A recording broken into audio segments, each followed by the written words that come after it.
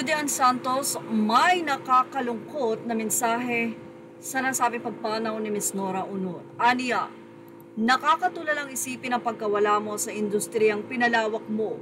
Isa sa may pinakamapagpakumbaba, pinakahinahangaan ng nakararami, aming national artist. Maraming salamat sa napakalaking ambag mo sa mundong minahal at niyakap mo ng buong buo. Walang sino man ang makakapalit sa estado at galing mo. Paalam Matigay, paalam sa aming nag-iisang superstar. Mahal na mahal ka namin. Tunay na habang tumatagal ang nasabi nga pong pagdadalamhati sa superstar, ay napakarami din ang umaalala sa kanya. But anyway, balikan lang natin ang nasabi nga daw huling text messages na tanggap ng anak nitong si Ian De Leon mula sa kanyang ina. Ayon kay Ian De Leon, nagmensahe ang kanyang ina habang nasa ospital ito at sinabi na iyakap siya sa kanyang mga apo at sabihing mahal na mahal niya ang mga ito.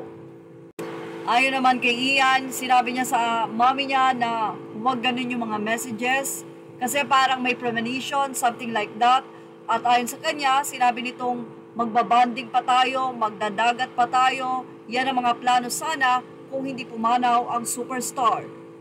Samantala, may ilang mga netizen naman ang nakapansin sa napakabait daw na asawa ni Lotlot De Leon.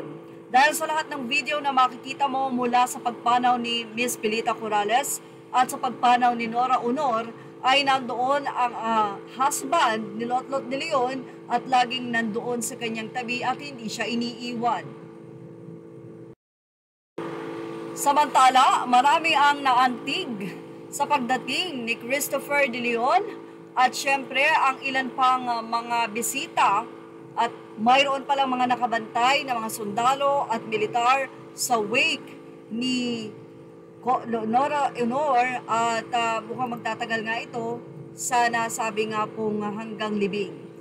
Bumisita na rin doon si Jackie Lou Blanco kung saan siya ay sinamahan ng mga anak ni Lotlot De Leon at magkakasabay na nagpunta sa burol o sa labi ni Nora Aunor ang kanyang mga apo, ang mga anak ni Lotlot at ang pakikiramay ni Jackie Lou Blanco.